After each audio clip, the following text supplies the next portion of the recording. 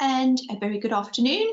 Here we are once again on a Friday afternoon for another furlough webinar. I don't know about anybody else, but I think I'm starting to feel a little bit furloughed out. So if you are starting to feel the same way, I can assure you, you are not on your own. So my name is Angela Clay, and I'm here to deliver another Friday afternoon webinar, which hopefully you will find helpful and informative. I'm just going to give it a few more seconds. I can still see a couple of attendees still trying to log on. So whilst we are letting them join the webinar, I will just start going through a couple of housekeeping reminders. And of course, you know, if you're familiar with my webinars, you will know the routine. Today, I'm actually going to try something a little bit different because I thought it would be really useful just to start, you know, having more questions come in. I think we all know everything about what we possibly can know about the furlough schemes, although today I'm sure I'm going to share some nuggets of information with you that you didn't perhaps know before, or perhaps didn't quite realise that this is what the flexible furlough scheme is going to be able to help your business, or actually things that we thought we could have done before, maybe the flexible furlough scheme is not quite the right route to be going. So today's webinar is business case study, and so I'm going to talk about a couple of case studies in making claims, managing staff, redundancies and other options. Today is Friday the 3rd of July, a very big day for us tomorrow, 4th of July. Not only is it the American Independence Day, which I'm sure there'll be lots of celebrations, but of course there are lots of businesses that are now going to be able to open to members of the public. Certainly hairdressers, I salute you all. Cannot wait to get in there myself. I have long had furlough hair, and I'm desperate to get in there. So, you know, to all those businesses that are opening or who are allowed to open tomorrow, I wish you all the best of luck. But of course, there's lots of businesses who have worked throughout the furlough scheme, throughout lockdown, making use of the furlough scheme, and there are many businesses that still can't open and operate, and we need to sort of make sure that we can provide all our clients with that kind of help and support. So again, just a quick reminder for those of you who have forgotten, I am Angela Clay, and I am the Managing Director for HR for UK. I'm an employment law solicitor, and of course I provide HR support to all businesses. And I am responsible for HR for UK's role in leading businesses out of this crisis by providing our professional services, by giving you clear, practical advice to make sure that you come out of this successfully. So HR for UK, who are we? HR for UK is leading provider of HR and employment law services. We also provide payroll and pension services, as well as health and safety. We've got over 30 years of experience, and we've got some fantastic 5-star reviews on our website. So if you want to go and find out for yourself what our clients say about us, I would encourage you to go to www.hrforuk.com, where you'll be able to find not only our testimonials and see what clients have to say about us, but it is the place where you can find a whole fountain of information. I know some of you have been waiting and drumming on the door, wanting that flexible furlough agreement to be available on our website. You will need to fill in a form for us to contact you in relation to that flexible furlough agreement, because there is quite a lot of information that we do need to share and discuss with you, rather than just giving you a template, which worked really well for the original furlough scheme. But as you will hear today, the flexible furlough scheme is incredibly complicated. It is incredibly complex. And there is far more to the flexible furlough arrangement than meets the eye. And I think by the time I come out of this webinar today, I think many of you will think, actually, can I go into a dark room and just hide my head? Because I can assure you that is how I have felt many a times over the last week or so as we are going through this. But we are here to help you and to guide you through that. And as I've said right from the very beginning of all my webinars, is, you know, my vision is to is for your business to come out of this crisis successfully. And I want to be the one who's going to be able to help you, guide you through that process to make sure that you do come out on the other side. Whatever that process may mean, it may mean that we need to look at restructures, it may mean that we need to look at redundancies, it may mean that we need to look at, you know, varying terms of employment. All of those things, we are here to help you, and all of those steps and procedures, we will be able to help and guide you to make sure that your business can continue to operate post COVID-19. So again, just a couple of things that I will be covering today. As I said, we're going to do something slightly different today, but hopefully by the time we come to the end of today's session, you will know how to use the new flexible furlough scheme and how to make those claims. You will have a little bit more of an insight on how to return, get staff to return to work and consider some other options in relation to managing staff. Many of these things I've been over again, but with the flexible furlough scheme now available, there are slight variations to that, making sure that you align your business needs with staffing levels and how to keep your business agile and responsive to the demands. As I said today, something's a little bit different, so I'm going to break today's session up into 3 sessions. The first sort of 15 minutes or so, I'm going to talk about some hot topics and discussions, just really getting some feedback in from questions and queries that are coming in. I'm then going to talk about a couple of real life scenarios that are going on. If it sounds like I'm referring to your business, I can assure you I'm not picking on anybody in particular, but what I think it will demonstrate is that there are a lot of businesses in exactly the same situation. You're all in the same boat. So please, I'm not the cases that I'm referring to, I can guarantee you, hand on heart, I do not have any one particular business in mind. It is really just based on the information and the questions and queries that are coming into us. So please don't think, oh, she's picking on me. That is absolutely not the case. And then, of course, I want to spend a fair bit of time on your questions and answers at the end of it. So please use the chat box, sorry, not the chat box, please use the question box on the right-hand side of your control panel. Please let those questions come in. Your questions are invaluable, not only to me, to be able to answer the questions that you have, but also to your fellow audience, because if there is one person wanting to ask a question, you can bet your bottom dollar there is at least another person in the room who has that same question or a similar question. So please do put your question in the question box.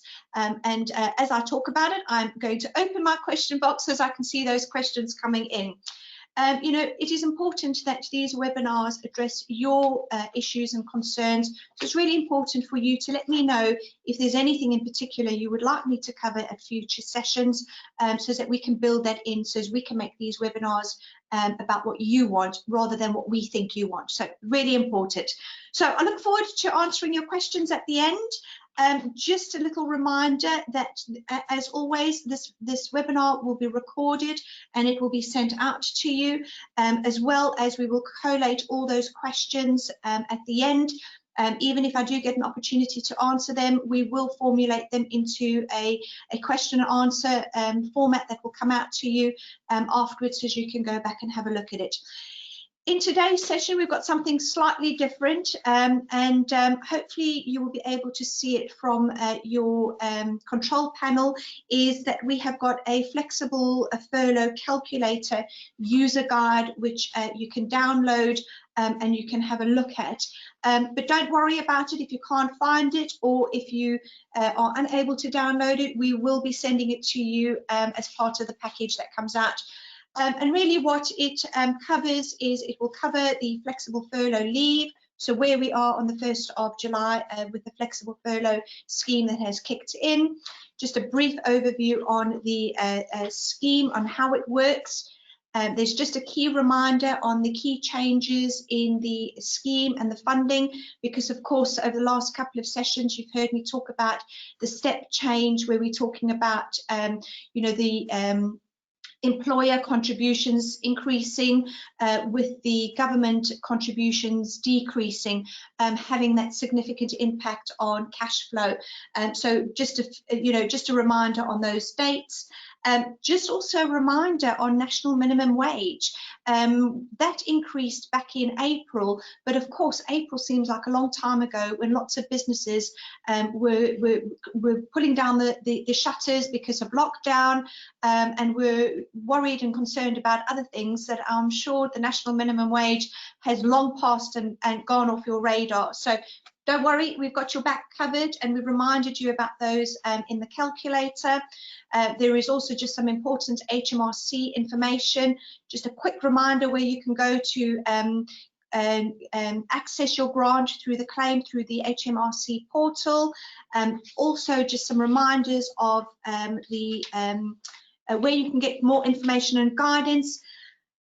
And lots more. There is the flexible furlough scheme. We've got a couple of packages and support where we can provide you with additional support that you are going to be looking for as I get all my papers out of my way, and just a lot more information about where we can help you, and then the all-important flexible furlough calculator guide.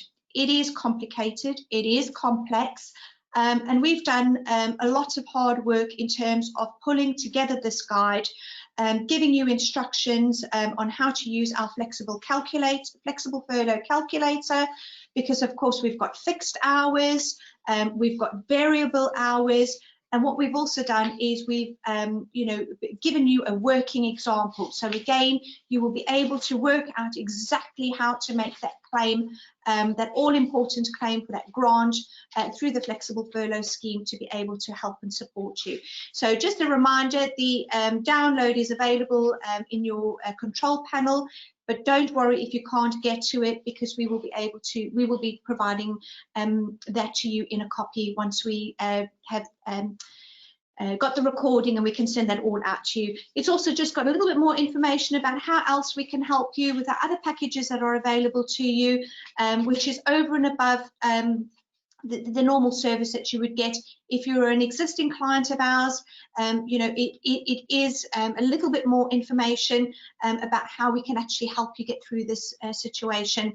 Miranda, thank you very much. The first prize goes to you, not that there's prizes going out. Well done, you have submitted the first question, so I will get to that hopefully a little bit later today. So, but let's just have a look at the flexible furlough scheme, and as I mentioned to you, I'm going to go through three different clear different scenarios, topics, but let's first have a look at some of those hot topic questions that have been coming in.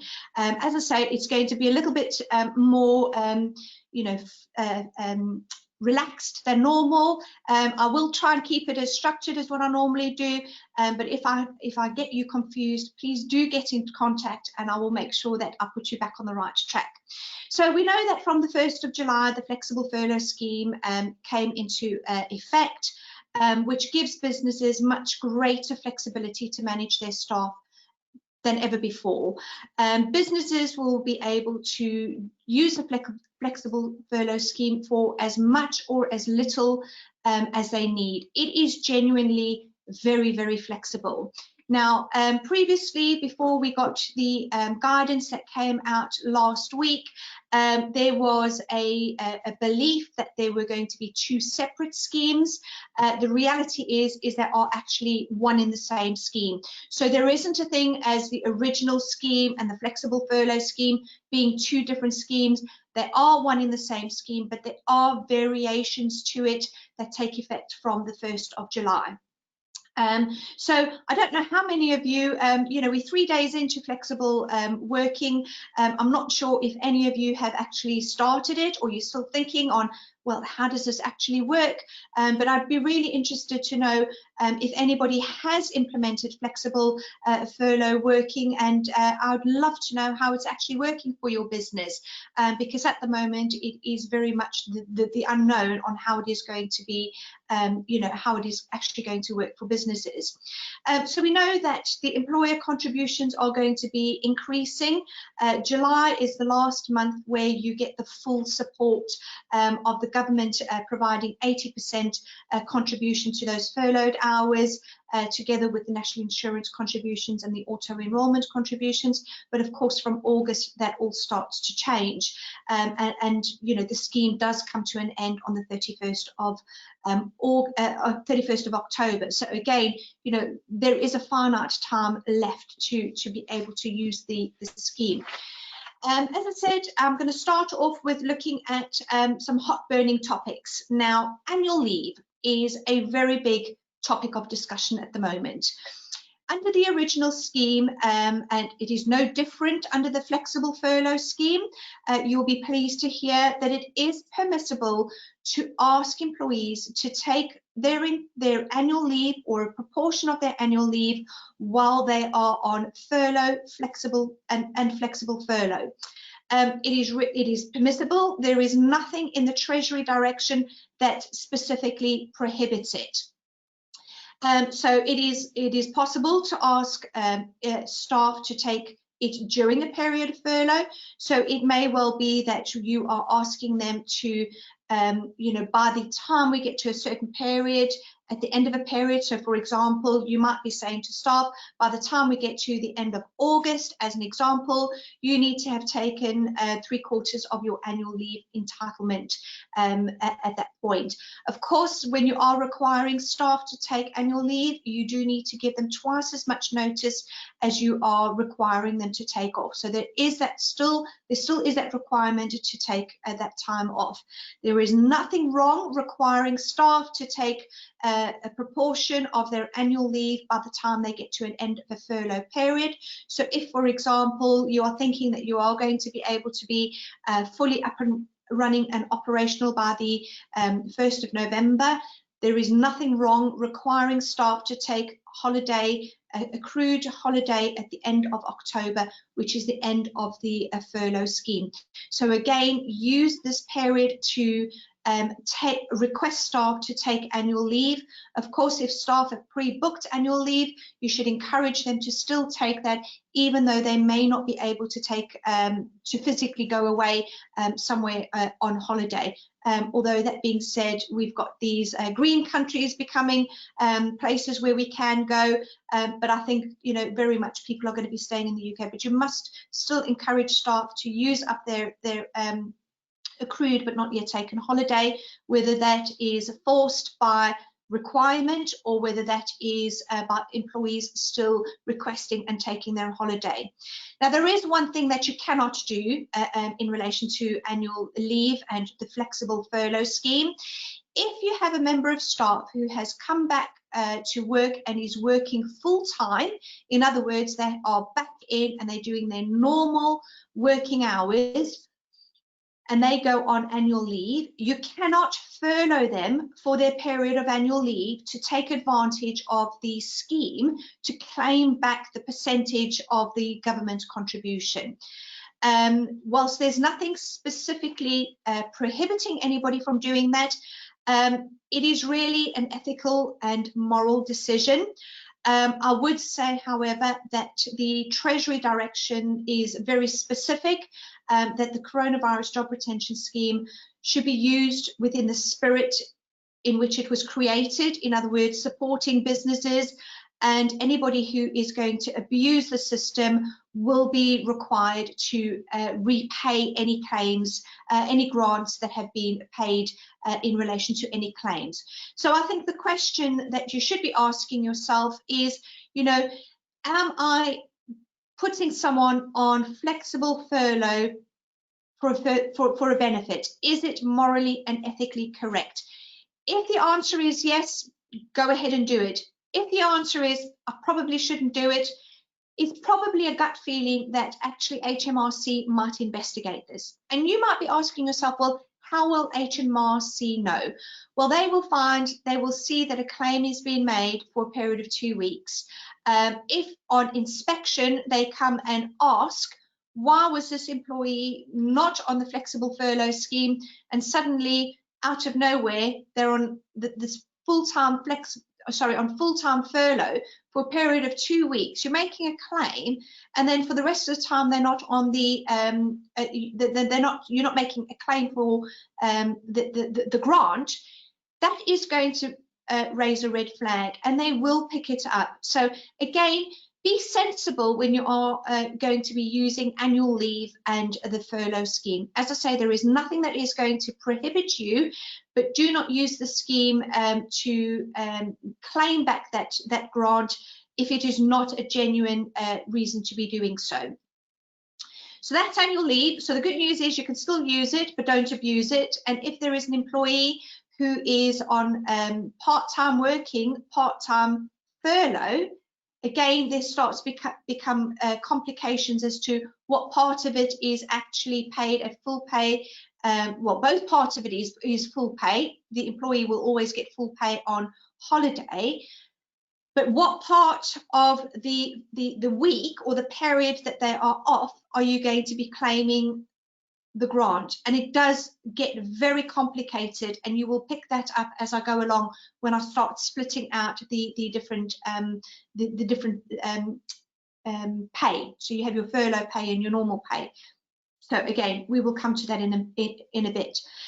Let's have a look at resignations and notice during furlough. So again, employees who are working out their notice can, who are on furlough, you can require them to, work out their notice on furlough.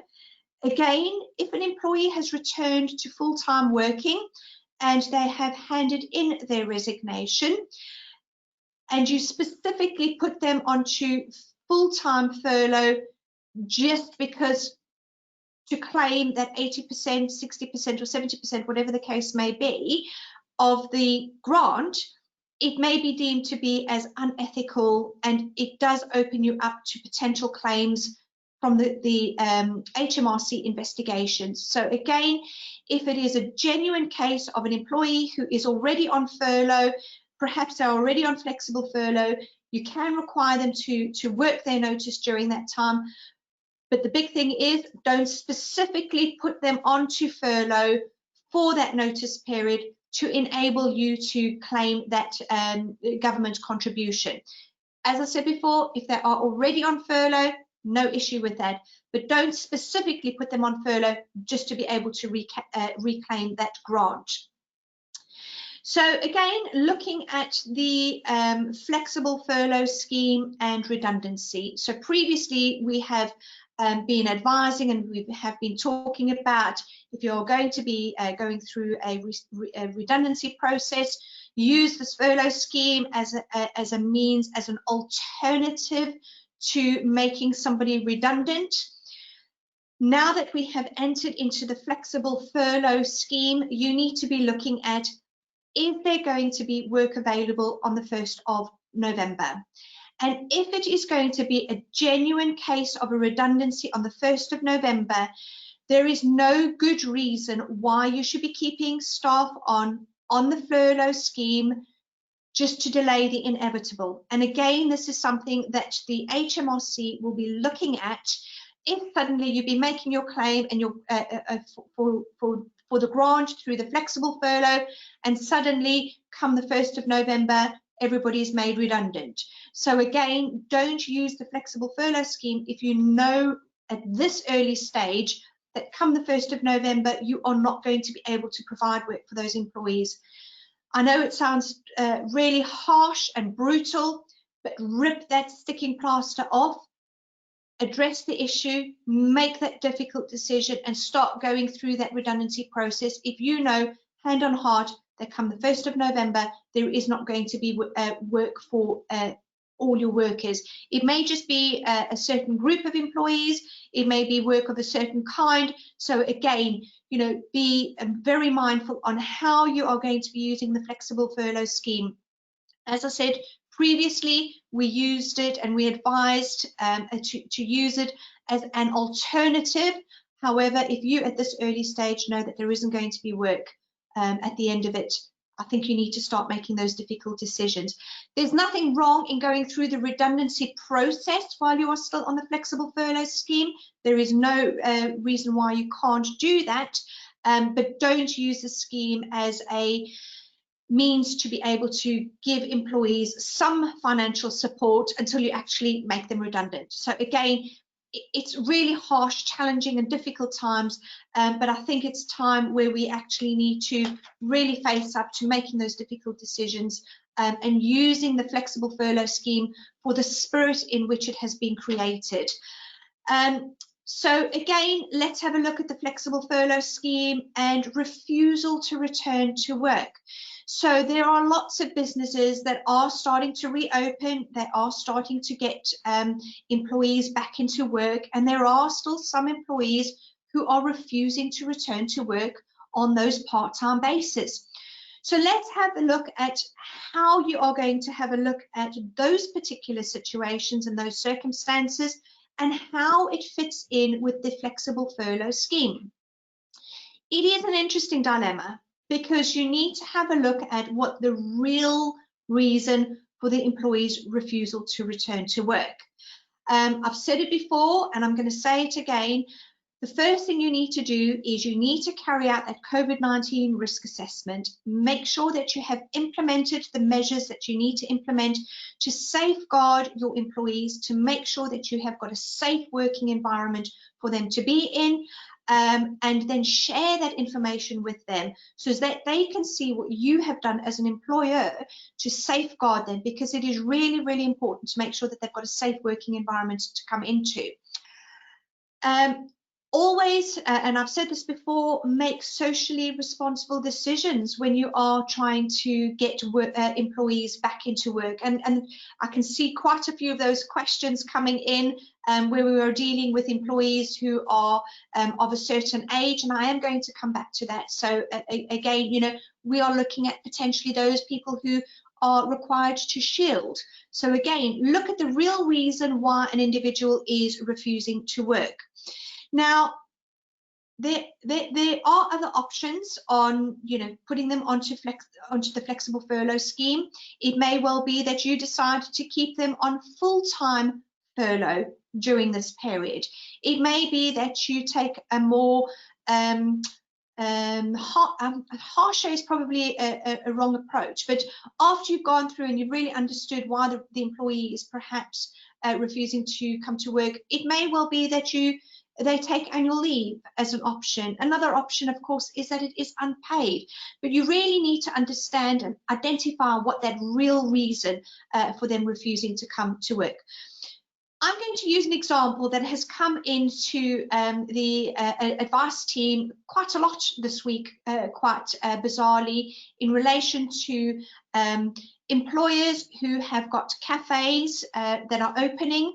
Of course, they're allowed to open, so we've got pubs that can open from tomorrow, where they went into lockdown really early on in March.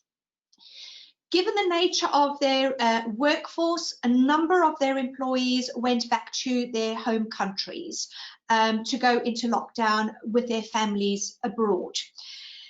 We have notified them that they need to come back to work, that we are going to be putting them onto the flexible furlough scheme.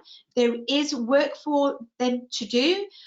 Whilst we do not have work to provide them for the full 5 days of the week, we want them to come back so that they can work 2 days a week.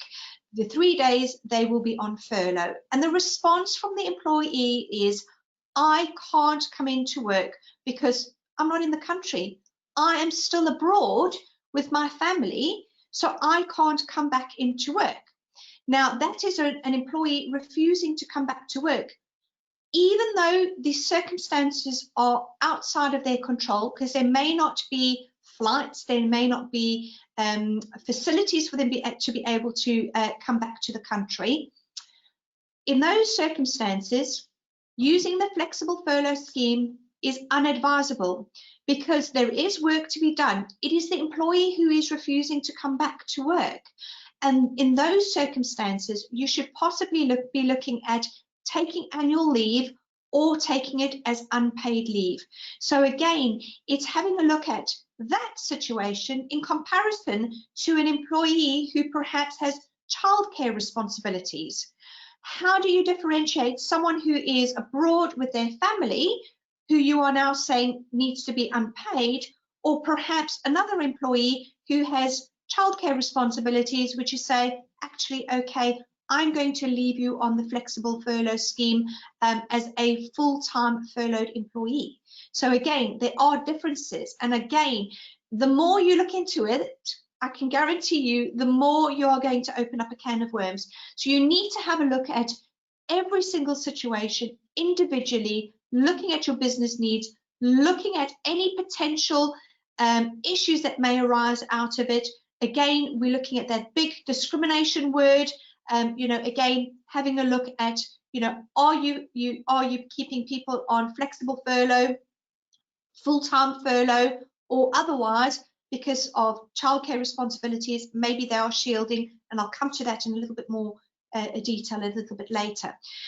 So again, you know, you've got to always have a look at what your options are, and before you actually make a decision to use the flexible furlough scheme.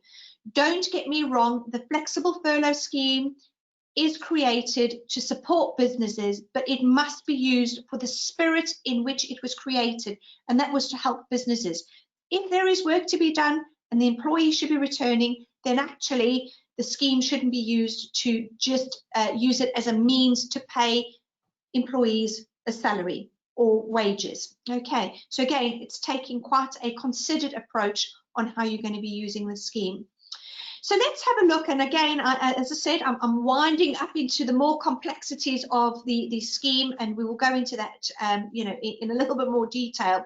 So let's have a look at a scenario where you have reviewed your overheads and you have had to go through a situation where you need to do a variation of terms. So the variation of terms is we are going to have to reduce your pay. We still need you to work the hours that you need to work, but actually rather than paying you you know, the wage that we were paying, we are going to reduce that. Of course, always bearing in mind national minimum wage. So if a company has been through a proper process in varying terms and they have reduced pay, so for example, you've had to do this for the survival of the business, and you have agreed that normal pay is going to be cut by, for example, 10%. When employees are back in under the flexible furlough scheme and you are requiring them to work their part-time hours in work, and part-time hours are going to be on the flexible furlough scheme, it may well turn out that when you do the calculation to make the grant, to claim for the grant, that the furlough pay will be more than what the normal pay is. And again, it almost seems that doesn't seem right. It may well actually end up being the case that people are better off on their furlough hours than what they are on their normal working hours. So again, if you are going to be going through a variation of terms, you know, do remember that that is the ultimate long-term goal in what employees will be working on. The flexible furlough pay is just an interim measure, but it does mean that it may well be that they actually end up getting more pay than what they would be if they are working. So again, normal pay, of course, is based on whatever their agreed normal hours are. If there hasn't been a variation of terms, it will be their hours and their pay that they received as of the 19th of March. Of course, we've had national minimum wage increase in between. If employees are on national minimum wage, their normal pay has to be at least that.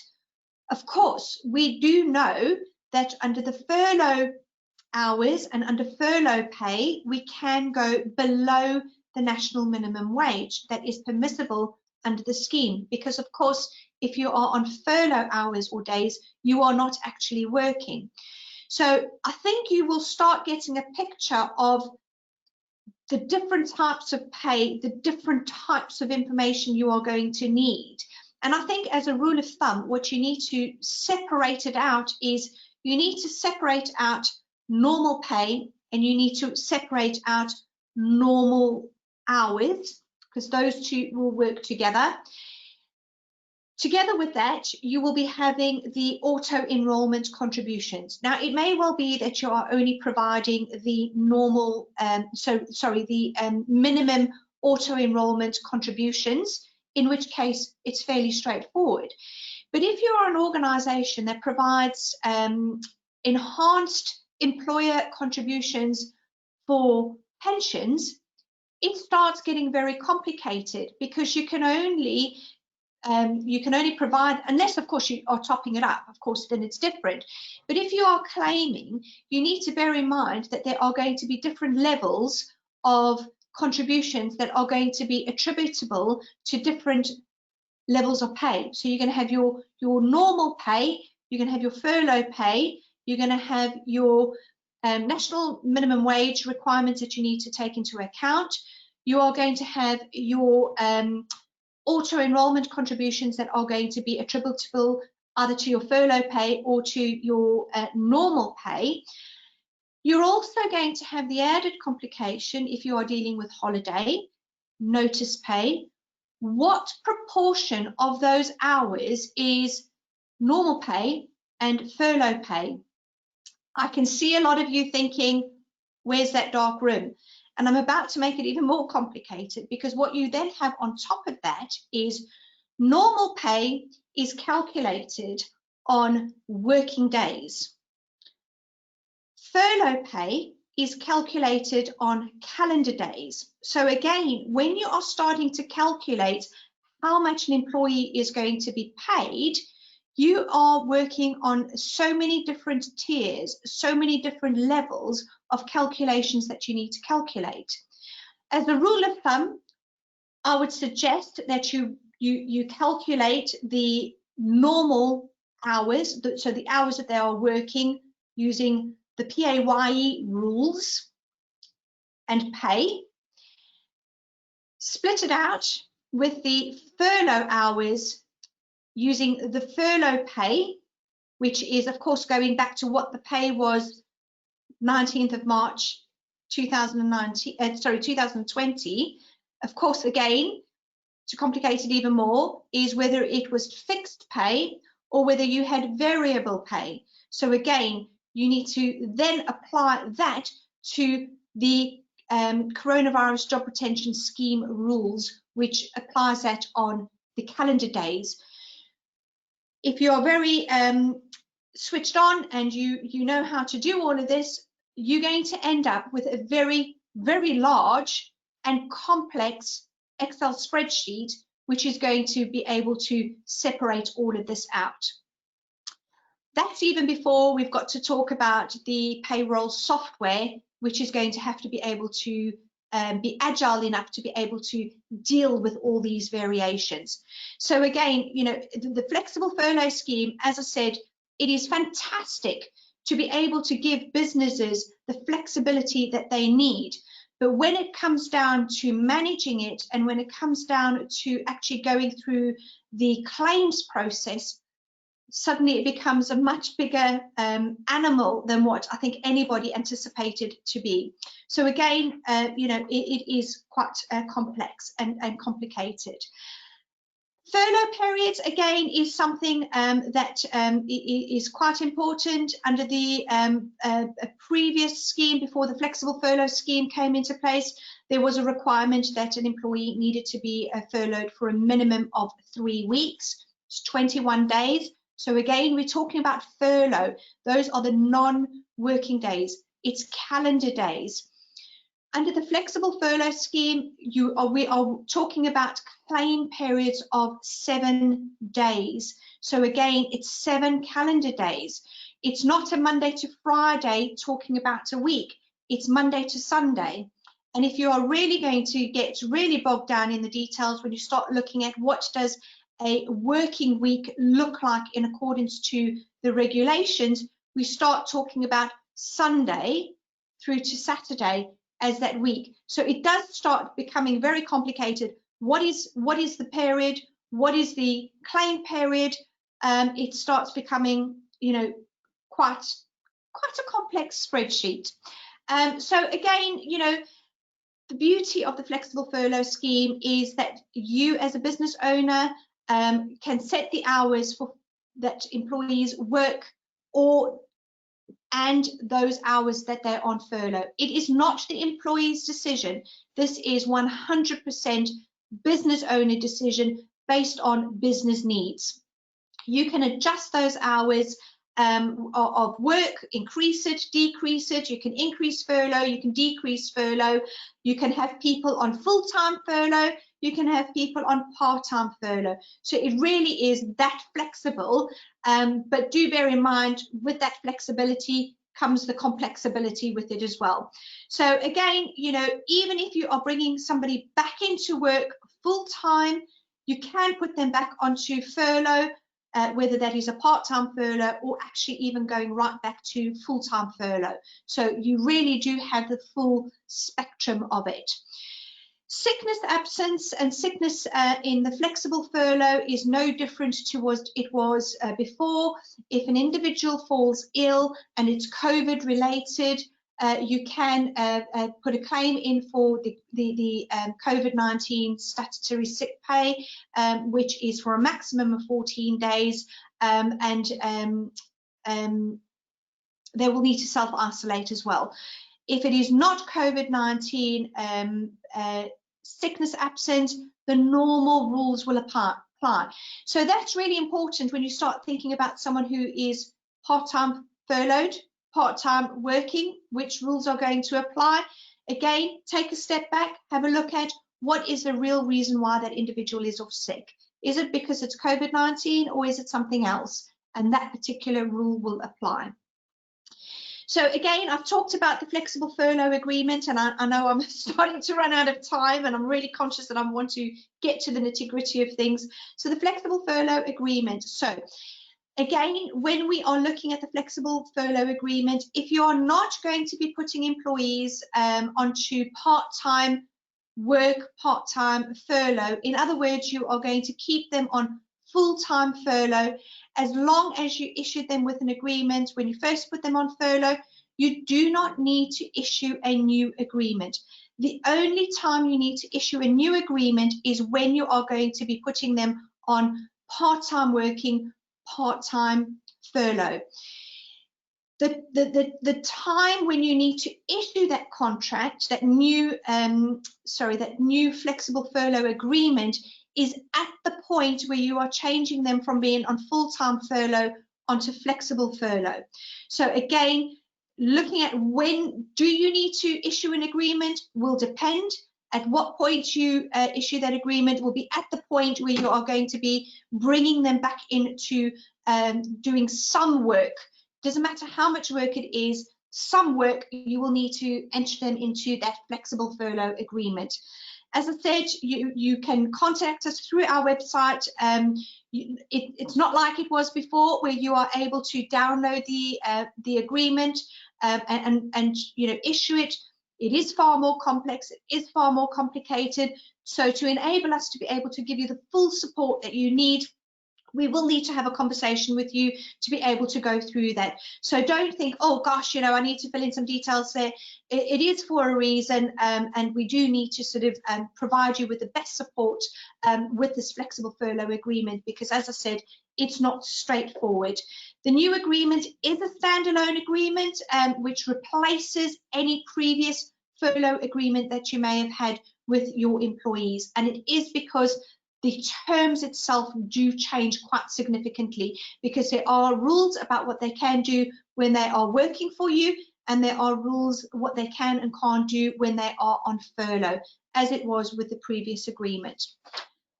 So again, calculating pay and furlough is complex. Do remember that the number of people that you can claim under the flexible furlough scheme cannot exceed the number of employees you have previously claimed, you know, made a grant for. Now that, to put that into context, let's say, for example, you have a workforce of 15 employees.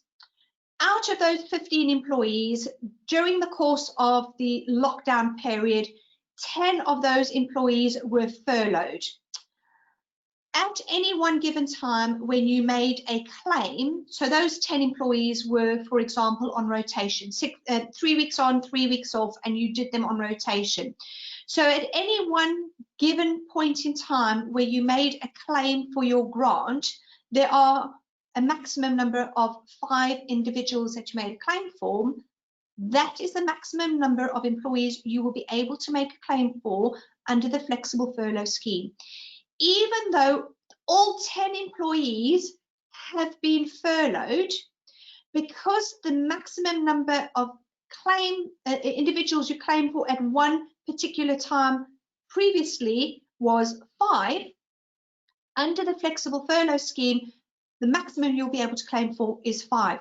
So it's really, really important to understand your working needs, who you're going to be able to claim for, how you're going to be able to claim for it, because there are lots of different aspects that you need to bear in mind when you are doing that. Of course, the claims process now allows you to make adjustments. If you've overclaimed, underclaimed, you can go back and you can make that change. And equally, you can remove or delete an entire claim within 72 hours of making that. So the portal is being flexible, so it can help you if you have overclaimed or underclaimed. So again, how does an employer look at, so there's some potential difficulties that you may face in terms of who do you decide to bring back part-time, who do you decide to refurlough, who do you move into part-time working, do you continue going on that rotation basis? That is something that you are going to have a look at on a business case-by-case basis. If you are going to be looking at something, my advice to you would be to review your arrangements regularly, whether that is done weekly, whether it's done fortnightly, or whether it is done once a month. I would strongly recommend that you review your arrangements and review your agreements regularly to make sure that you're bringing back the correct amount of staff for the correct hours. So again, employers should, when you are looking at those, making those decisions, you should have a look at which job roles and skills are needed within the workplace, whether all furloughed staff are needed back at the same time. If any staff might be kept on furlough because they are temporarily unavailable for work, for example, they have caring responsibilities or shielding. Again, going back to what I was saying earlier, having a look at the real reason why they are unable to work. So again, looking at your options there. And also the employer needs to have a look at whether they need to urgently refurlough employees or alternatively whether you need to make redundancies in order to be able to continue to trade. So these are things that you need to be looking at on a regular basis. It may well be you are looking at it over the next couple of months, 4 months, 6 months, and you've got your plan in place. I would strongly advise you to plan again, because that will help you with your staffing requirements. Now, I've got loads of stuff here that I can still talk about, but I promised that I was going to break this down, and I think I've covered very briefly everything that I did. What I want to have a look at is just some scenarios of real-life case studies that we have been dealing with. As I said really early on, if it sounds like I'm talking about your particular business, I can guarantee you, hand on heart, I am not. And it just means that there are a number of businesses that are in the same situation as what you are in. So let's have a look at, putting staff on rotation. So we have an example. You might have a business where you have a mixed workforce where there are some individuals who are office-based. You might have individuals that are in manufacturing. You have an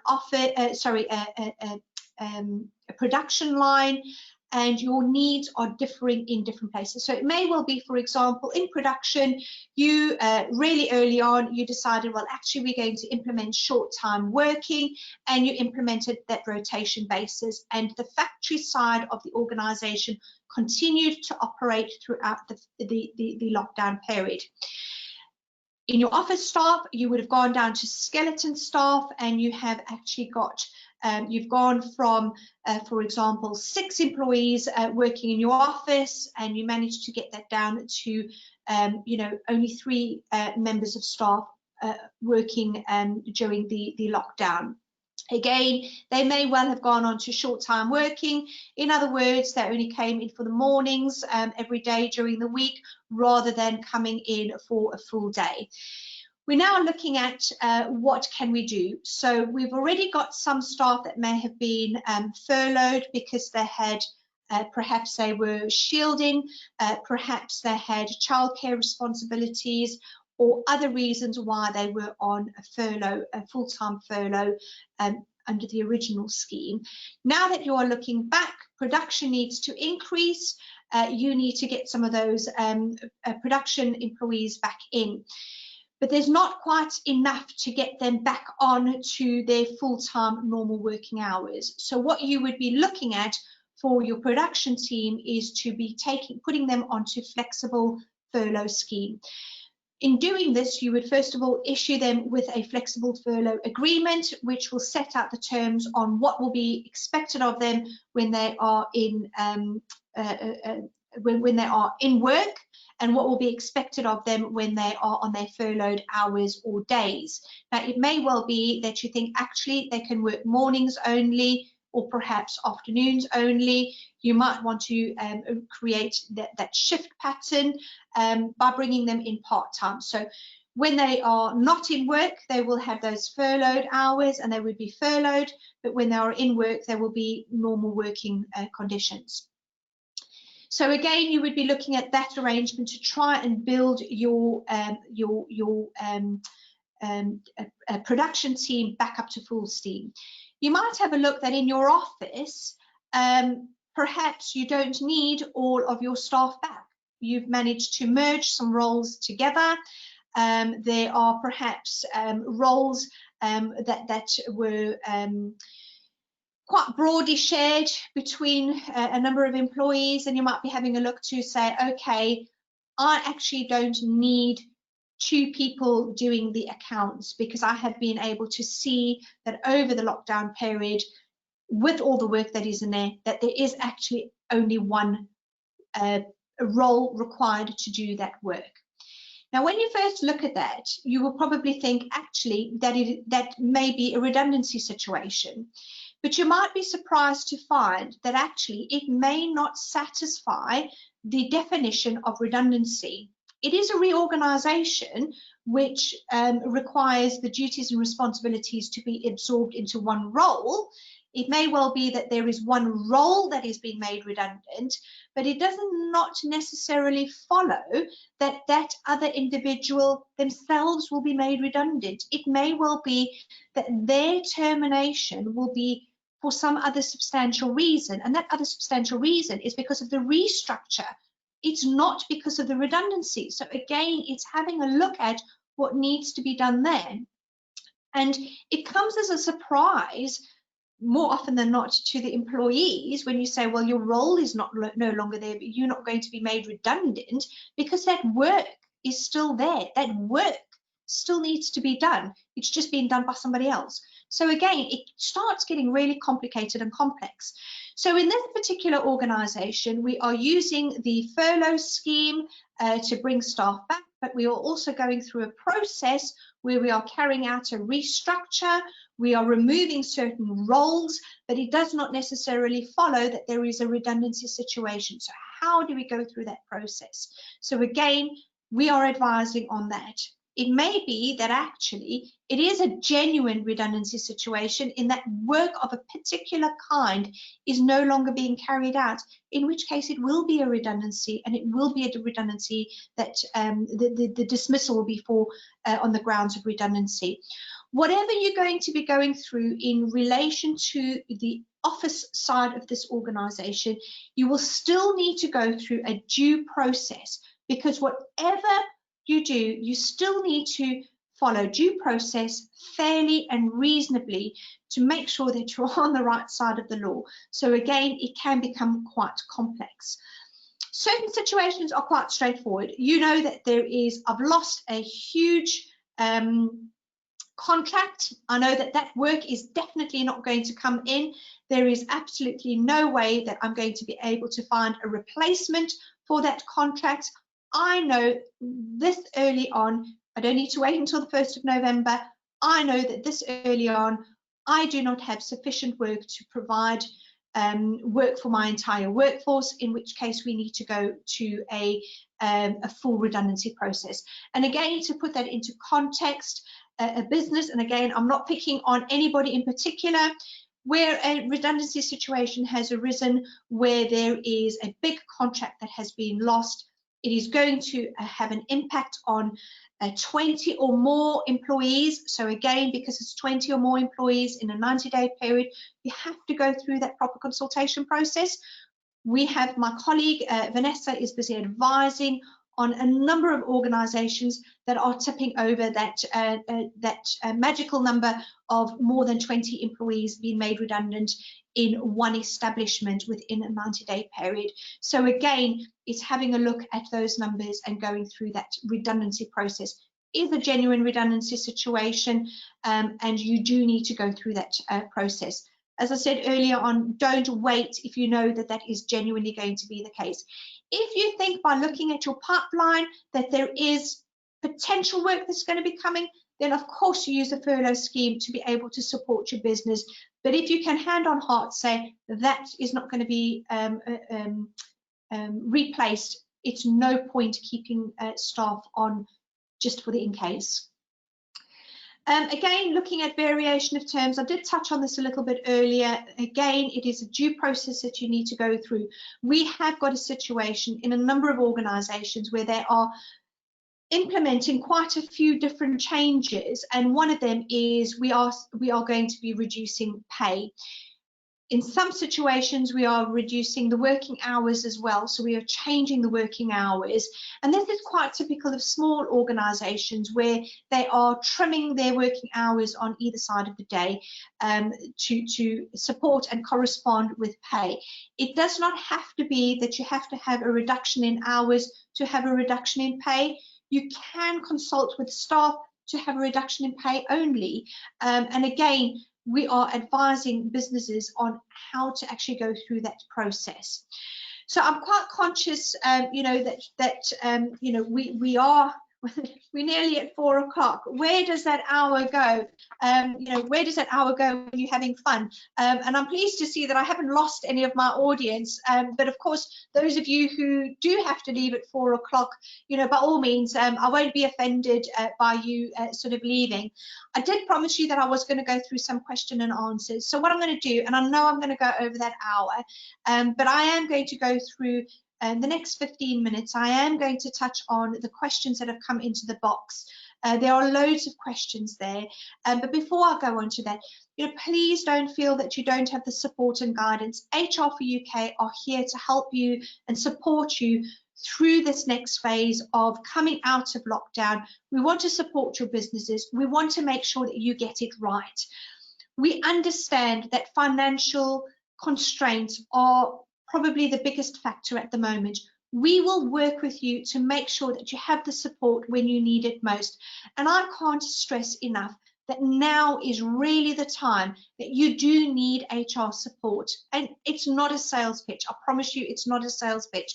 But you have to make sure that you protect your business. And the only way to protect your business is making sure that you get it right. We have advice that we can help you with. There are packages that we can help you with. As I said to you, we will tailor make it specific to your business needs. And now I am going to use a real life example of what I had earlier in the week. And if you are in the audience and you think, she's talking about me, yes, I am. This is a genuine situation that happened in the week. We had an individual company that came to us who needed help with a redundancy situation. And during that process, the whole landscape changed. And it turned out that this particular company no longer required our full support in going through that full redundancy process. Of course, we are going to be agile and we are going to help and support you. So not only did we actually change direction in providing the company with the correct template letters that they needed to completely complete a process legally and compliantly, but we actually reviewed our fees that we said that we were going to be charging, so that our fees were genuinely reflective of the work that we were going to be carrying out. So don't think, oh, I'm going to go into all of this. We will work with you step by step on the basis. This is what I keep saying, is that we are personally involved in what you are doing. We are agile to make sure that your business survives coming out at the end of this. So don't suffer alone. Do get in contact with us. You can get in contact with us through our website, which is www.hrforuk.com.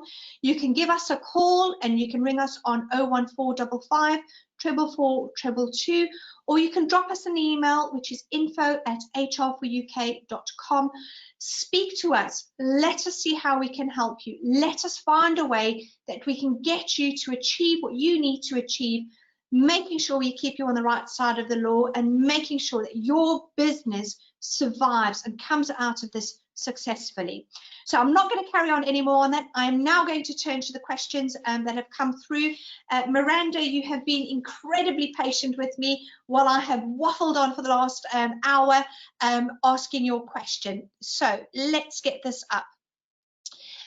So Miranda is asking, I have a 71-year-old lady who is furloughed and doesn't want to come back to work. I've told her I will continue to furlough her until the end of July, which she is happy with. She has said that she will give me 1 month's notice at the beginning of August, so finishing officially at the end of August. She doesn't want me to pay her normally for August, but won't be working for that month. Am I obliged to pay her in full, or should this be unpaid, please? So very good question, Miranda. So let's break that down. So she is an individual who is shielding. She's 71 years old. So again, forget about the age. She is shielding. You are to shield the government guidance. I'm not sure where you are, whether you're in England, Wales, Northern Ireland or Scotland, because there are various rules. I'm going to best guess that it's in England. So the shielding in England is coming to an end on the 1st of August. So again, she is handing her notice in. It is an employee-led notice, so you do not need to top up her notice, because normally notice periods are in relation to, it will depend on whether it's employee-led or employer-led. So she is going to resign.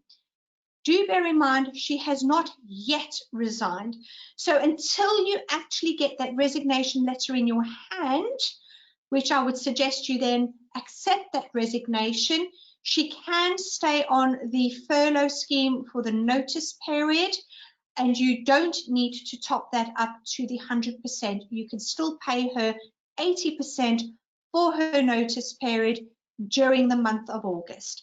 So Miranda, I hope that answers your question. If not, drop me an email and I will give you a more detailed answer. But I will give you a detailed answer in the Q&A that does come out after this. So thank you very much, Miranda, for that. So Christine has asked another question. So Christine, thank you for your question. Your question is, I have a staff member who works at the core office and the outreach. He has continued to work his normal hours in the core office, but the site for the outreach is not available. I don't have extra hours available at the core office. I couldn't furlough him part-time initially. Can I now? So the big question there, Christine, a very good question again. Has the employee previously been furloughed for a minimum of 3 weeks, minimum 3-week period prior to the 10th of June? If the answer to that is yes, then you will be able to furlough him on a part-time basis to have him on that furloughed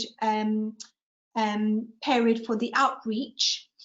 If he has never been furloughed before, in other words, you've not put him on furlough because he's been in and he's worked at the core office or those core hours, you will not be able to claim furlough and put him on the flexible furlough scheme for those furloughed outreach hours. Again, I will provide a more detailed response to that, but the big question is, was he previously furloughed for a minimum of 3 weeks prior to the 10th of June? If the answer is no, then you're not going to be able to put him on the flexi furlough scheme. So Christine, thank you for that, and I hope that has answered your question. We have another question from Emma. Emma, thank you very much. Emma's question is, if an employee is on 80% and hands in their notice while on furlough, do I have to top up their pay to 100% during their notice period, even though they are still on furlough? So again, brilliant question. Because it's an employee-led resignation, it's an employee-led notice period, the answer is no, you don't need to top it up. You can just pay him that 80% of his wages, and you will be able to claim that 80% through the grant scheme. So yes, you are able to do that. So Emma, I hope that answers your question. Let's have a look. So this, Cordia, not to worry. Apologies if this is not linked to today's webinar.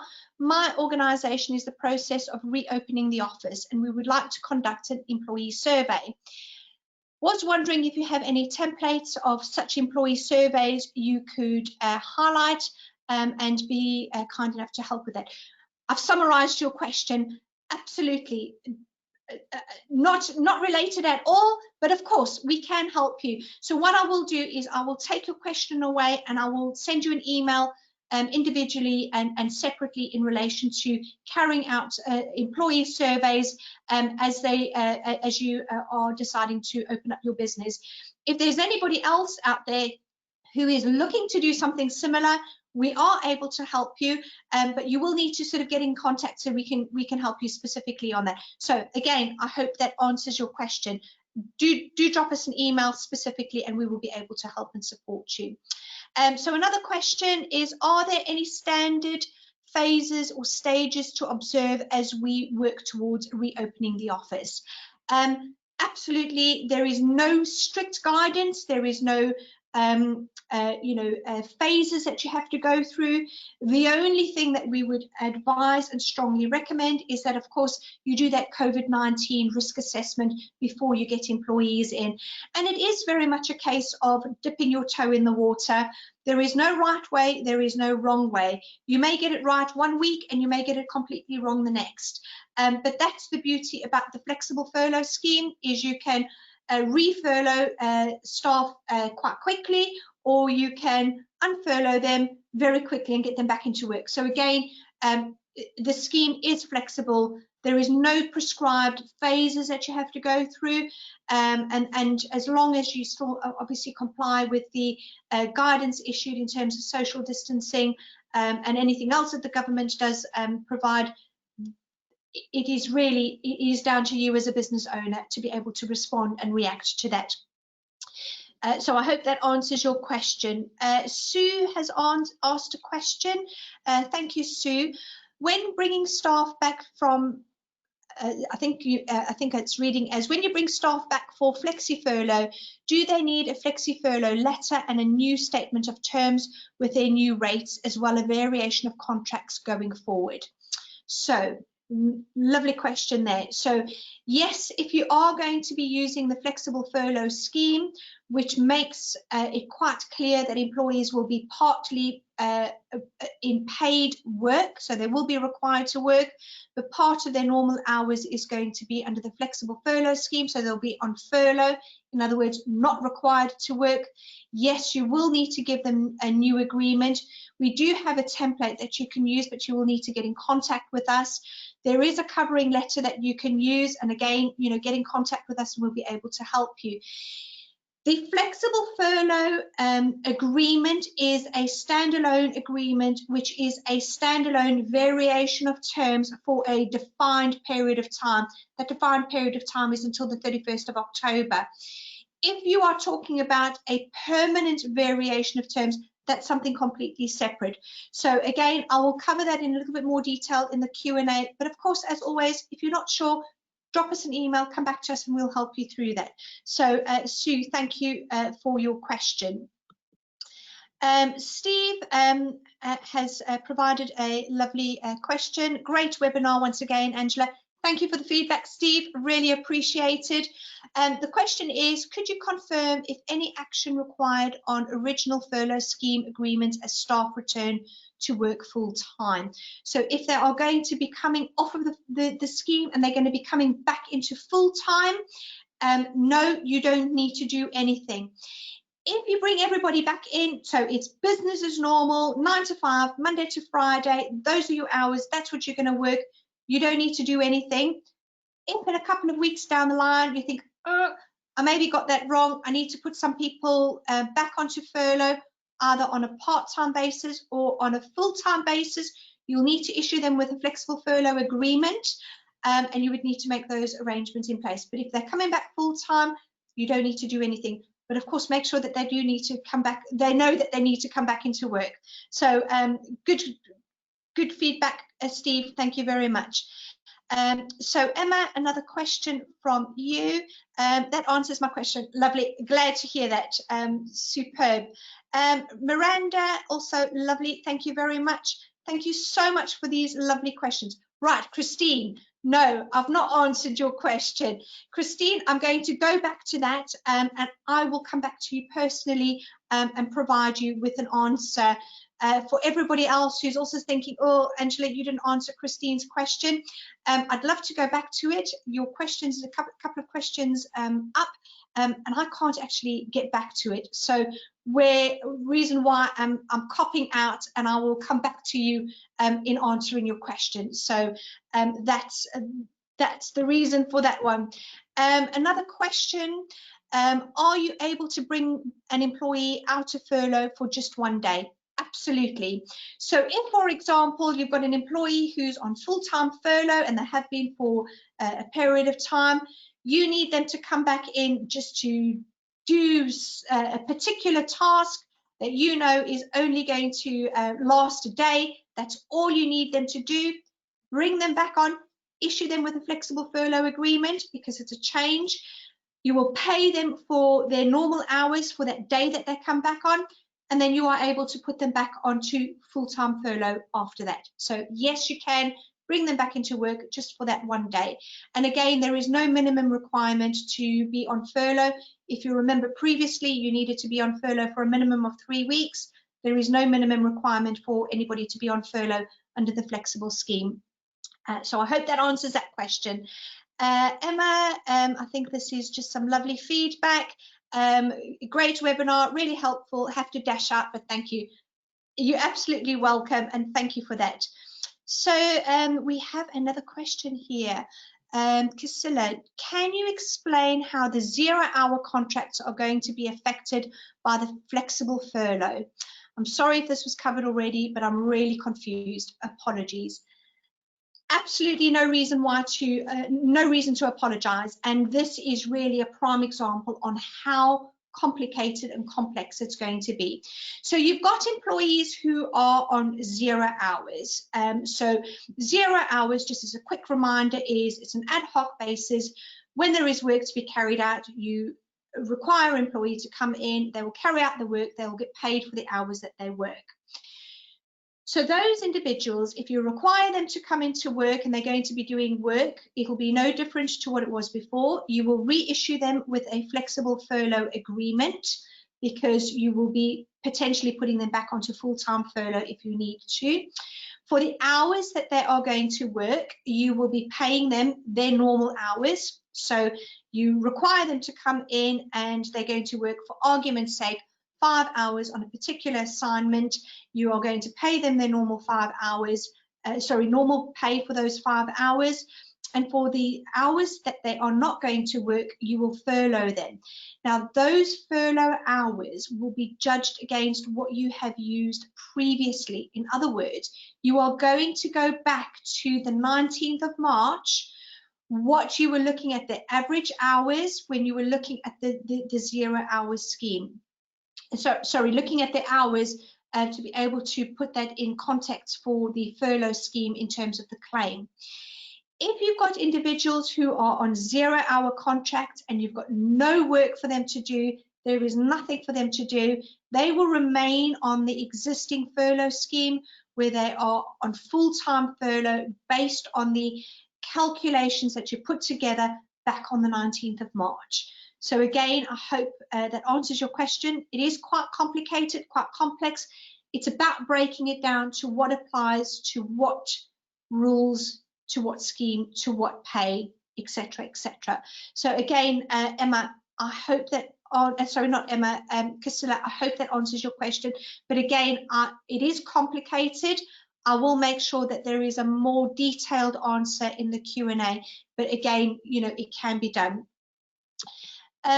So Christine, oh yeah, okay. All getting confused here. Christine, I did answer your question. Thank you for clarifying that. It must be that furlough feeling and it must be that Friday feeling that's affecting me. So brilliant. Thanks for the feedback. Again, Alison, thank you very much. This feedback is really fantastic. I really do appreciate it. You know, it makes what I'm doing so much better. I'm always looking at these webinars thinking, what can I do to make your life easier? And getting this feedback back is fantastic. So you are welcome. And let's have a look how many more I've got. Cordo, thank you. I'm fine. Thank you very much. So Casilla, thank you very much. And that, believe it or not, is bang on time. 15 minutes, and I've gone through all those Q&As. So thank you very much, everybody. I really do appreciate you giving up your time to listen to me as I share my knowledge and information with you. I do hope you have found it helpful. I do hope in no matter what way I have been able to make your life a little bit easier. I hope I haven't frightened you to death in relation to the flexible furlough scheme with all those calculations. I'm not going to beat around the bush. It is complicated, it is complex, but the best bit about it is we can help you, and all you need to do is get in contact with us so we can help you to get through this. So without any further ado, I'm going to just do one quick reminder. Our website, www.hrforuk.com, telephone number 01455 444. Email address is info@hrforuk.com. Do get in touch. Do take advantage of the support that we've got here. And if nothing else, have a fantastic weekend. And I will see you back here next week, where again, I still work on the furlough scheme, but I'm going to start moving things back into what's going to be the new norm. And I'm going to be looking at carrying out grievances that are going to rise out of the flexible furlough scheme, where perhaps people are not going to be as happy as they should be. And I'm going to guide you through how to get through that grievance procedure, making sure that I keep you on the right side of the law. Thank you, everybody. Have a fantastic weekend, and I'll see you at the same place, same time next week. Bye for now.